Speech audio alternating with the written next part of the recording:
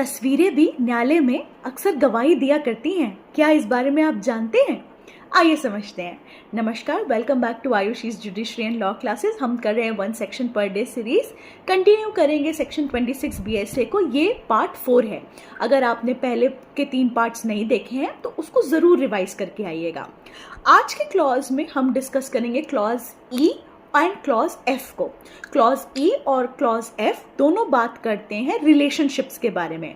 अब ये रिलेशनशिप्स या तो ब्लड, मैरिज या अडॉप्शन से रिलेटेड हो, ठीक है, और ये डिस्प्यूट में हो, ये रिलेशनशिप डिस्प्यूट में हो, तो क्लॉज ई कहता है कि अगर किसी को इन रिलेशनशिप्स के बारे में स्पेशल नॉलेज है और उसका कोई स्टेटमेंट्स है या उसकी ये नॉलेज है या उसने ऐसा कुछ भी डॉक्यूमेंट किया है बिफोर द डिस्प्यूट अरोज, तो फिर वो रेलेवेंट होगा और उसको सेक्शन 26 क्लॉज ई के अंडर यूज किया जा सकता है।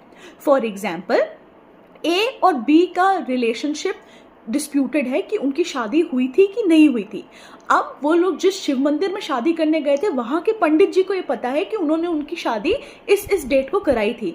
तो ये जो पंडित जी हैं इनके पास स्पेशल नॉलेज है, और अगर इन्होंने डिस्प्यूट अराइज होने से पहले कभी कोई स्टेटमेंट दिया है कि हाँ मैंने ए और बी की इस दिन को शादी कराई थी, तो वो रेलिवेंट हो जाएगा। अब सेक्शन क्लॉज एफ जो है वो इसी से एक स्टेप आगे जाता है।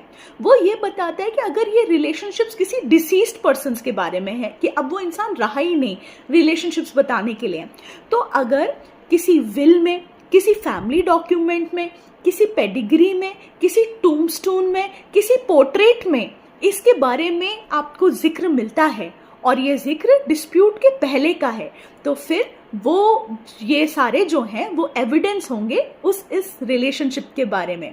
सो आप सोचिए कि किसी मूवी की तरह आपने बड़ी अच्छी सी पिक्चर, फैमिली पिक्चर टांग रखी है अपने घर में बहुत पहले से, और बाद में वो लोगों की डेथ हो गई सब्सिक्वेंटली, तो वो पिक्चर जो है वो आके गवाही देगी कि ऐसा रिलेशनशिप इन लोगों के बीच में सब्सिस्ट करता था।